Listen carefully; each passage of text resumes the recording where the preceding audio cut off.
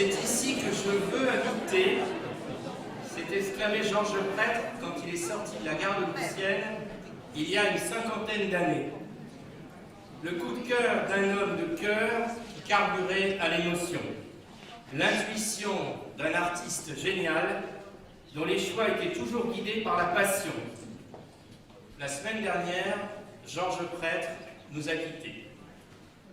Louvciennes a perdu le plus célèbre et le plus talentueux de ses concitoyens, un maestro unique, un très grand artiste qui trouvera, j'en suis certain, la place qui lui revient dans l'histoire de la musique, une place que notre pays ne lui a malheureusement pas toujours accordée, mais que les Louvciennois lui ont toujours donnée, reconnaissant un talent d'exception, mais connaissant aussi l'homme, sa générosité, sa bonne humeur, son merveilleux sourire, que nous avions le plaisir, le bonheur de croiser dans les rues de notre village, au bras de Gina, sa femme, sa fille Isabelle, ou du regretté Jean Reynald, ses deux enfants qui ont grandi à Louvciennes. Georges était aussi un ami cher, et il eût été absurde de consacrer une minute de silence à quelqu'un qui a rempli sa vie de musique, tout autant qu'il se sentirait trahi si nous lui rendions hommage dans la tristesse, alors qu'il portait tant d'énergie, de vitalité, d'optimisme. Alors, plutôt qu'une minute de recueillement dans le silence, pour commencer cette année 2017, 3 minutes de pur bonheur en musique. C'était en 2010, pour la deuxième fois, il dirigeait le concert du Nouvel An de l'Orchestre Philharmonique de Vienne.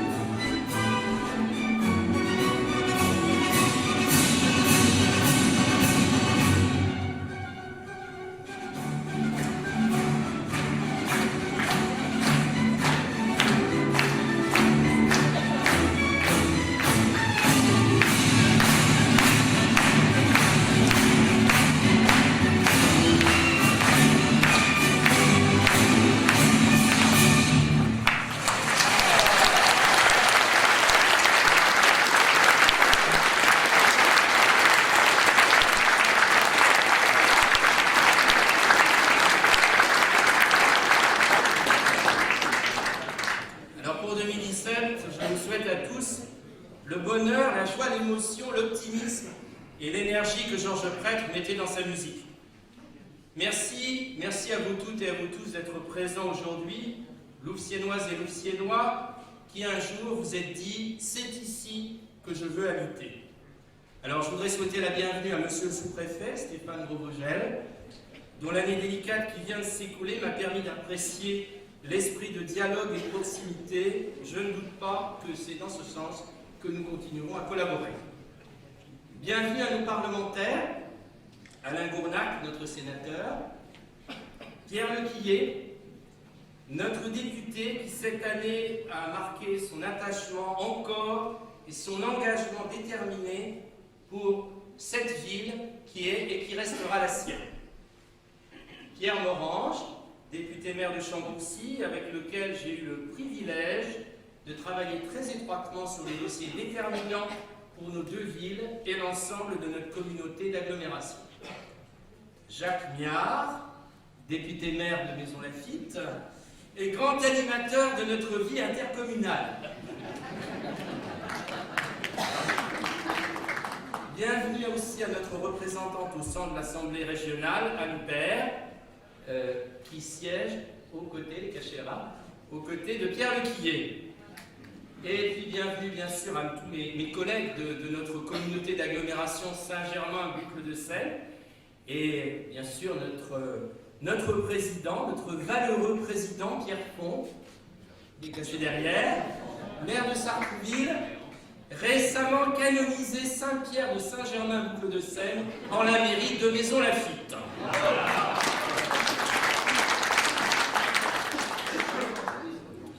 Bienvenue à mes chers voisins et amis avec lesquels nous partageons depuis bien longtemps un destin et de nombreux intérêts communs.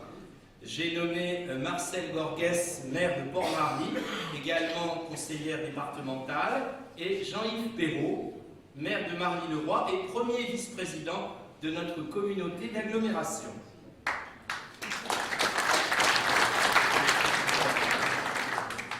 Emmanuel Almy, maire de Saint-Germain, va nous rejoindre. Il m'avait prévu qu'il arriverait en retard. Serge Caséris, maire du Ménil-le-Roi. Guylain Fournier, maire de Chatou et conseiller départemental.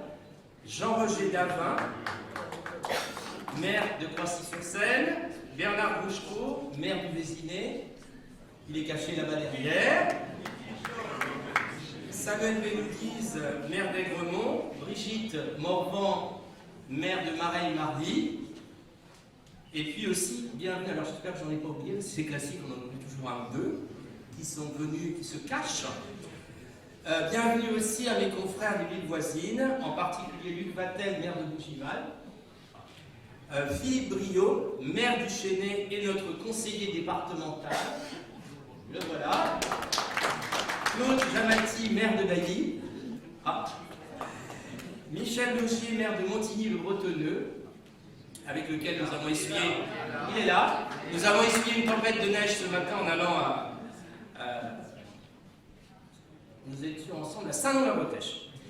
Olivier Delaporte, maire de la Seine-Saint-Cloud, n'a pas pu être là avec nous, mais il est représenté par son adjointe, Sylvie Destève, qui est également conseillère départementale. Et puis je voudrais, j'espère que je n'ai oublié personne, je voudrais aussi remercier tous les maires adjoints, les conseillers municipaux de nos villes voisines et partenaires qui sont aussi dans cette salle, et en particulier Sylvie Sevin-Montel, qui est maire adjointe à Villepreux, Charles Tofflib, maire adjoint à l'Étang-la-Ville, et Christophe Molaski, maire adjoint à Noisy-le-Roi. Alors je tiens aussi à saluer particulièrement les représentants des forces de l'ordre, de la sécurité civile et militaire, qui sont présents aujourd'hui parmi nous, et particulièrement le commissaire divisionnaire Bonneville de Saint-Germain-en-Laye, commissaire Le Guen, le capitaine Osage de la gendarmerie de Saint-Germain-en-Laye, et puis les policiers nationaux, municipaux, ainsi que les pompiers. Et puis merci enfin à l'ensemble de vos conseillers municipaux et maires adjoints qui m'entourent. Vous savez que je suis très attaché au débat démocratique et que je suis convaincu que la pluralité nourrit de sa richesse l'action publique. Quand chacun est dirigé et guidé par l'intérêt général, le seul qui vaille, celui de tous les Louvciennois. Et je nous sais capable, au nom de Louvciennes, de tous nous rassembler. Et certains des crises que nous avons traversées en 2016 l'ont bien prouvé. Cette année 2016 a été un tournant décisif dans notre vie municipale. Il y a un an, je vous promettais que l'année 2016 serait la plus utile depuis longtemps, à défaut d'être la plus flamboyante. 2016 fut une année utile et nécessaire. Une année d'effort pour tous les Louvciennois, marquée par la rigueur inédite d'un budget extrêmement contraint par la baisse des dotations de l'État, qui ne seront pas divisées par 2, par 10, mais par 100 en 7 ans. Un budget extrêmement contraint aussi par la situation propre à notre ville, fragilisée par un endettement et des modes d'organisation hérités d'un temps où les collectivités n'avaient pas à compter. Ces efforts, nous les avons tous partagés. Les habitants contribuables, puisqu'ils ont subi une augmentation des impôts locaux, malheureusement inévitable, qui nous place désormais dans la moyenne des taux de notre intercommunalité. Les associations qui ont vu leurs subventions réduites, mais avec lesquelles les liens de partenariat sur des projets très concrets se sont puissamment renforcés. Les services municipaux qui se sont lancés dans une véritable révolution de tous les modes de gestion et d'organisation, désormais tournés vers l'efficience, la rationalisation et l'évaluation systématique afin d'évaluer la qualité du service aux habitants tout en diminuant les coûts. Pour la première fois depuis 10 ans, tous les budgets de fonctionnement, y compris le poste le plus lourd, celle des charges de personnel, ont été réduites. Pascal, notre adjoint aux finances, y a veillé. Tout cela en maintenant un effort d'investissement dans la préservation de notre patrimoine, dans les travaux de sécurisation et d'amélioration du confort des écoles, l'éclairage public, la rénovation des équipements culturels et de la voirie. Ces efforts ne se firent pas sans douleur. J'en suis conscient, mais ils étaient absolument nécessaires et ils ont commencé à porter leurs fruits. 2017 s'ouvre sur des perspectives beaucoup plus positives, nettement plus positives que 2016. Nos efforts doivent être maintenus, non pas au nom d'une sorte de religion austère de la rigueur, mais parce qu'il nous ouvre enfin un nouvel horizon de projet, une situation plus saine et plus solide sur laquelle nous pouvons aujourd'hui nous appuyer et construire l'avenir. Alors en 2017, nous bâtirons les fondations de cet avenir. 2017 est une année sous le signe de la jeunesse, de la citoyenneté et de la modernité. Une année pour nous projeter vers un avenir prospère et solidaire, un avenir responsable et durable. Se projeter dans l'avenir, c'est un peu la figure imposée et toujours aléatoire des vœux de nouvelle année. Pour ce qui est de l'avenir, il ne s'agit pas de le prévoir, mais de le rendre possible, disait Antoine de Saint-Exupéry. C'est pourquoi, en ce début d'année, je suis confiant et serein, nous avons choisi la bonne voie, les résultats le prouvent. Nos efforts de 2016 ont rendu l'avenir possible. C'est aussi avec passion et enthousiasme que j'entame cette année. Nous avons fixé un cap et nous le maintiendrons. Ce n'est pas viser un avenir à 1 ou 2 ans, ni même à terme de mandat électoral. C'est un pari à 10 ou 15 ans dans lequel il nous faut nous engager dès maintenant, un pari d'avenir, un pari pour la prochaine génération. Alors je reviens sur ces 3 termes, jeunesse, citoyenneté, modernité. C'est le programme. La modernité. Nous ne pouvons pas résoudre nos problèmes avec le même schéma de pensée que celui qui a servi à les créer. C'est la pensée lumineuse d'Albert Einstein qui éclaire le mieux les enjeux de la modernité, une modernité vécue non pas comme une fin ou une fuite en avant aussi vaine qu'absurde, mais comme une solution, une voie, un chemin réaliste et optimiste. réaliste, car le monde a changé. Alors on peut regretter le temps où l'État avait les moyens d'être providence, où les collectivités, sous perfusion d'argent public et d'emprunts facilement concédés, avaient des largesses qui dessinaient le paysage urbain à coups de ronds-points paysagers, de piscines, de gymnases. On peut regretter le temps où l'engagement se faisait sur la base de la fidélité dans la durée, aussi bien au sein du couple que l'on formait jusqu'à ce que la mort nous sépare, dans l'entreprise, où l'on rentrait pour y faire toute une carrière, dans les associations où on devenait bénévole à vie. On peut regretter aussi le temps où l'information grand public passait par le canal exclusif de la grande messe du 20h ou du journal de 13h. On peut regretter le temps où un petit village comme le nôtre pouvait vivre en autonomie totale, sans compte à rendre à l'État du nombre de ses logements sociaux, ni se préoccuper des villes voisines. Oui, on peut regretter ce temps-là, comme en ce temps-là, on pouvait déjà regretter un temps plus ancien encore, où Lucienne était couverte de vergers, et où les lavoirs s'animaient des conversations féminines. La nostalgie est une jolie partition pour la poésie, mais c'est un requiem pour l'action publique. Le réalisme de la modernité, c'est considérer le présent tel qu'il est, pas tel qu'il fut, ni tel que nous souhaiterions qu'il soit encore. L'optimisme de la modernité, c'est partir à la conquête de l'avenir, sans avoir de peur de perdre ce que nous sommes, mais au contraire de rechercher des nouvelles voies, des nouveaux outils, des nouvelles organisations pour préserver et faire fructifier l'héritage du passé.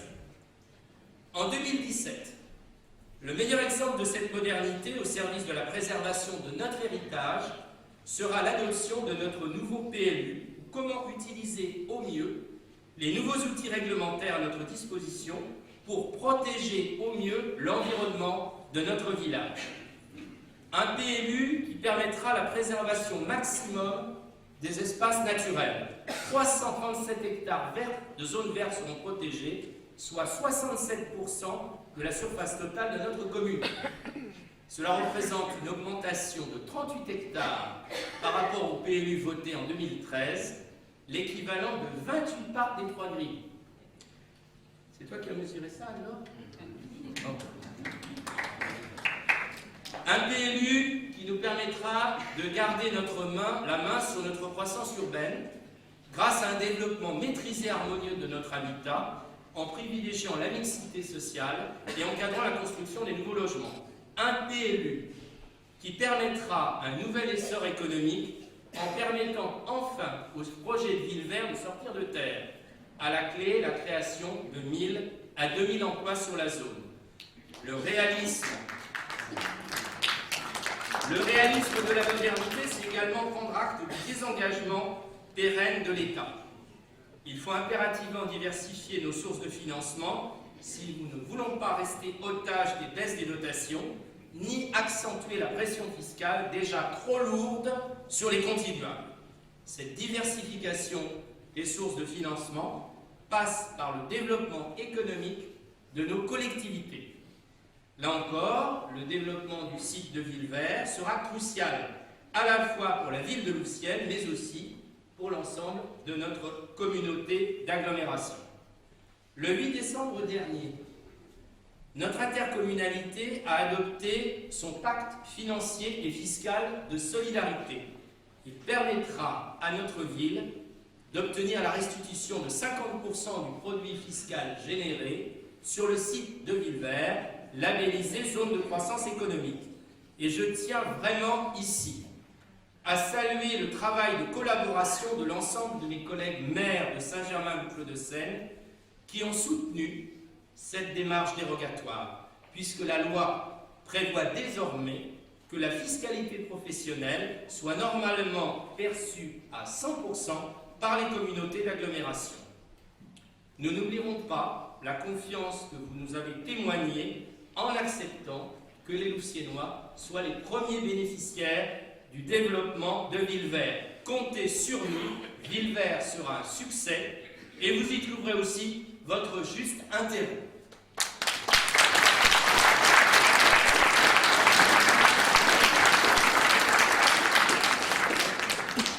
La diversité de nos sources de financement passe également par l'audit complet du patrimoine municipal et par la réalisation des opérations foncières nécessaires au financement de nos investissements.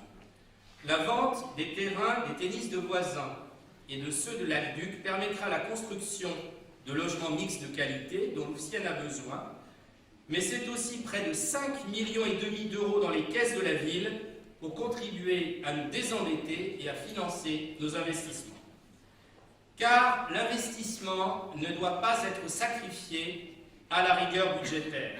Il engage notre avenir, travaux et sécurisation des écoles, voirie, éclairage public, mise en accessibilité seront encore cette année au programme. Modernité aussi d'organisation, des modes d'organisation des services municipaux, dont les méthodes s'inspirent de plus en plus des bonnes pratiques de l'entreprise, pour plus d'efficience au profit de tous les habitants, sans perdre la spécificité du projet et de l'expertise du service public. Alors, deux exemples concrets pour 2017. Deux audits ont été réalisés en 2016 par des cabinets de conseil spécialisés.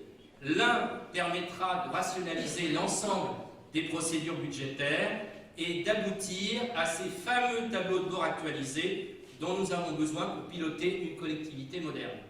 Et puis, un autre audit qui nous a permis et qui nous permet de redéployer complètement une police municipale et de la centrer véritablement sur ses missions de protection, de prévention et de proximité.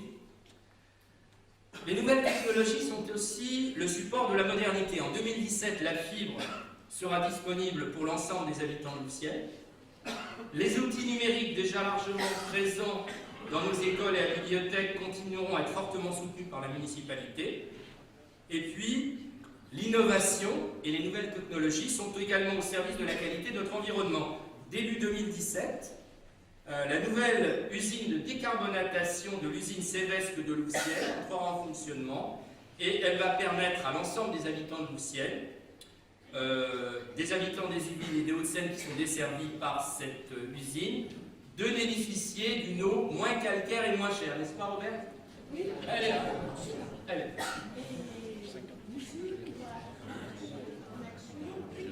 Alors, début mars, vous voyez, on va avoir de l'eau moins calcaire à Louvciennes. Donc, n'achetez et moins cher. Donc, n'achetez pas le système de l'adoucisseur. Et Dieu sait qu'après toutes ces cérémonies, tous ces vins un peu d'eau douce serait la bonne, serait bienvenue. N'est-ce pas, chers collègues? Modernité, citoyenneté. Je souhaite que cette année 2017 soit citoyenne à Louvciennes. Comme elle le sera dans toute la France, je l'espère, car nous en avons besoin. 4 tours de scrutins nationaux dont l'issue sera cruciale pour l'avenir de notre pays. Je nous souhaite que les débats présidentiels et législatifs soient à la hauteur des enjeux et des attentes de tous les Français. Nous attendons une campagne sincère, responsable et digne qui évitera, dans ses promesses et dans ses discours, les pièges du populisme et du clientélisme, tout autant que ceux du pessimisme et de la résignation. Nous attendons un renouveau qui permettra le redressement de la France pour que notre pays retrouve la cohésion et l'ambition d'une grande nation au sein d'une Europe forte.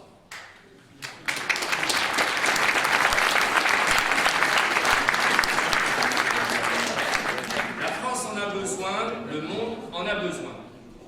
Mais la notion de citoyenneté est née dans les villes, dans les cités, et permettez que je revienne à notre ville de Louvciennes. La citoyenneté est une affaire d'appartenance et de participation à la vie publique. Pour qu'il y ait un sentiment d'appartenance, il faut qu'il y ait cohésion et solidarité. Solidarité avec les personnes fragiles et avec les aînés, qui implique non seulement des moyens financiers, je rappelle au passage que le CCAS est notre plus gros budget, mais aussi solidarité au quotidien avec les habitants et entre les habitants. Alors cette année, nous organiserons une journée de la solidarité. L'idée est que les Louvciennois consacrent une journée d'entraide, accompagnés de personnes âgées à la bibliothèque, faire un peu de bricolage chez une mère célibataire, ça ne sera pas pour moi. Demander à ma femme comment s'est terminé mon dernier accrochage d'étagère. J'ai obligé de faire appel à mon maire adjoint en charge des finances. Prendre le relais d'un aidant au chevet d'un malade, cuisiner pour une période des personnes dépendantes, emmener un enfant à la piscine, ce sont autant d'occasions, de rencontres qui construiront, j'en suis certain, des liens durables entre les personnes. Florence, tu as beaucoup d'idées et elle compte aussi sur les vôtres. Je compte bien vous mettre toute sa contribution. Voilà. Solidarité aussi envers les personnes handicapées. En 2017, les chantiers de mise en accessibilité concerneront l'hôtel de ville et l'école des Soudanes. Solidarité dans le logement, avec la construction de nouveaux logements dans le cadre du programme des pleins champs et des tennis, qui comporteront chacun un volet social pour respecter nos obligations triennales. Mais aussi, au-delà des logements pour respecter nos obligations, aussi des logements en location intermédiaire pour créer un véritable parcours résidentiel à Lucienne, à destination de nos jeunes qui ont des difficultés à rester sur notre vie. Solidarité envers les familles, avec la diversification des modes de garde petite enfance, pour s'adapter aux emplois du temps et aux besoins de tous les jeunes parents. Alors aussi la création d'ici la fin de l'année d'une nouvelle crèche dans le quartier des Pleins Champs, la crèche des Pandarous. Alors je veux dire, c'est ni le maire, ni le vétérinaire de Lucienne qui n'ont pris part au choix de ce nom, qui m'a été justifié par un argument féminin sans faille. Les Pandarous, c'est trop mignon. Alors, bah oui, c'est mignon. Moi, j'avais proposé la crèche Léo. Voilà, du nom de mon chat, mais ça n'a pas marché. Il est très mignon aussi, quand même. Alors, la solidarité a également besoin de renforcer le lien social. Et cette année encore, le programme des manifestations, des animations culturelles fera la part belle aux occasions de rencontres, dont nos associations sont les plus puissants moteurs. Le Festival des Arches, qui rassemble toutes nos troupes de théâtre amateurs, les concerts, les spectacles, les expositions. 2017 sera aussi l'année du renouveau de la Fête des Fleurs, notre traditionnelle Fête des Fleurs, que nous avons suspendue pour des raisons budgétaires. Une Fête des Fleurs moins chère, mais plus citoyenne, qui réservera une part très large aux enfants et à laquelle plusieurs Louvciennois, que ce soit les enseignants, les parents d'élèves, les représentants des associations, travaillent déjà rassemblés autour de Philippe. Un budget tout petit, n'est-ce pas Philippe? Beaucoup d'idées, beaucoup d'énergie, beaucoup d'envie. Oui. L'énergie et la participation des habitants, c'est la sève de la citoyenneté. Alors, je voudrais aussi parler de nos comités de quartier, qui en sont l'expression la plus vive. Où est-elle, Laurence? Elle est cachée là-bas. Leur travail est déjà à l'origine de nombreuses améliorations de la vie quotidienne des Louvciennois, en termes de sécurité et de voirie. Dans le domaine de l'environnement, la création d'un jardin associatif au cœur du village, de vergers partagés au Soudan et des massifs de quartier sont autant d'occasions pour chacun de s'impliquer, de mettre la main, non pas à la pâte, mais à la terre. Et puis, la participation citoyenne des habitants, c'est de les associer directement à toutes les décisions qui les concernent. La concertation, vous le savez, a toujours été au cœur de ma méthode, et ça ne changera pas. Alors les Louvciennois ont répondu largement à notre enquête sur le budget en 2016. Ils ont à nouveau la parole cette année. Après plus d'un an de concertation, la révision du PLU, je l'ai dit, a été arrêtée en décembre, et ce sera ensuite, à partir du mois d'avril, l'occasion pour les Louvciennois aussi de s'investir dans l'enquête publique, de répondre, de participer à cette enquête publique où chacun aura l'occasion de s'exprimer. Alors de même, le nouveau plan de circulation que nous devons adopter pour éviter dans le futur d'engager notre village sera l'objet d'une consultation. Et puis, pour conclure sur la citoyenneté, je voudrais aussi dire qu'elle a désormais, selon moi, à s'élargir aussi dans le cadre de notre intercommunalité. Au fil des réunions, des commissions, des sous-commissions, des bureaux des maires, des assemblées générales, le marathon de notre nouvelle intercommunalité est bien lancé. Le rythme, c'est celui d'un coureur de fond, sans jeu de mots, hein, Pierre.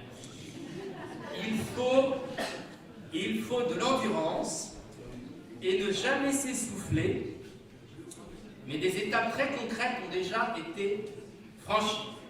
La négociation du pacte financier et fiscal, j'en ai parlé. La mutualisation des achats de compétences, mutualisation d'achats, mutualisation de compétences, grâce auxquelles nous allons faire mieux pour moins cher, n'est-ce pas? Et puis la création du premier outil intercommunal, le vrai premier outil de notre communauté d'agglomération. Je vois Marcel qui s'agite. C'est notre nouvel office intercommunal de tourisme. Hein, on peut applaudir Marcel pour ce premier passage. Marcel Gorguès, maire de Port-Marie, vice-président en charge du tourisme, parce qu'il touche à la défense et à la promotion de notre identité de territoire. Alors d'autres projets sont à l'étude, à l'agenda 2017, l'amélioration de notre réseau de transport et puis le projet de territoire ambitieux qui verra le jour en juin et nous donnera les moyens de développer notre activité. Voilà pour la citoyenneté, passons à la jeunesse. Depuis mon élection, j'en ai fait une priorité de notre mandat. Réorganisation complète, radicale pour certains, de la programmation et de l'animation culturelle au profit de la jeunesse, gratuité de la bibliothèque et de tous les spectacles pour les moins de 19 ans, prêt gratuit du Théâtre des Arches pour l'organisation des fêtes des moins de 25 ans, réorientation de la fabrique, la MJC, qui propose désormais, en plus de ses activités culturelles, un accueil et un soutien scolaire quotidien à tous les collégiens. Et puis comme cette année, la fête de la musique va tomber un mercredi, et bien nous dédierons tout l'après-midi aux enfants avant de retrouver les jeunes et les adolescents pour les concerts de la soirée. Et pour incarner cette priorité jeunesse, j'ai souhaité que notre conseil municipal élise il y a quelques jours un nouveau maire adjoint spécifiquement en charge de la jeunesse, en la présence de Boleslas Palewski, qui travaillait déjà sur ces dossiers. Sa principale mission sera l'élaboration et la mise en œuvre de notre projet éducatif pour la jeunesse, véritable pierre angulaire de notre action dans le domaine. Il permettra de proposer à chaque jeune Louvciennois de 3 à 25 ans, quel que soit son milieu d'origine, un véritable parcours cohérent et coordonné entre toutes les associations et structures en lien avec la jeunesse. Je souhaiterais qu'on applaudisse.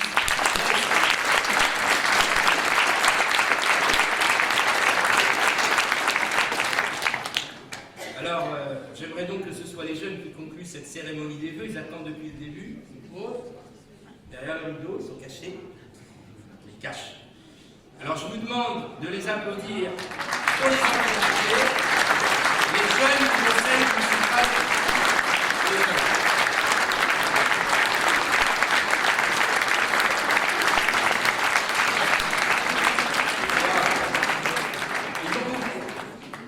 avancez-vous. Faites attention de trouver. Moi, j'ai toujours peur quand je suis assis au premier rang et que je vois les petits jeunes qui sont là, il y en a un qui bascule.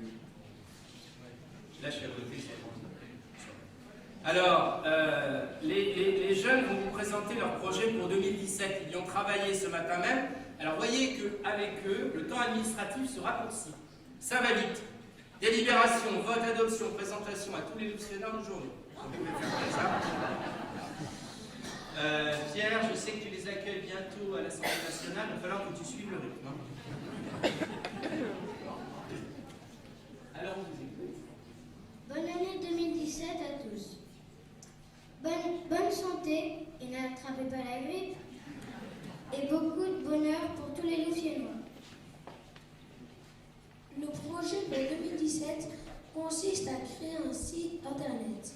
Ce site permettra de connaître les idées du conseil municipal des jeunes, faire des sondages auprès des jeunes Louvciennois, annoncer les événements marquants de la ville, vous montrer nos visites. Le but est de contribuer à faire de Louvciennes une Smart City. Bonne année à 2017.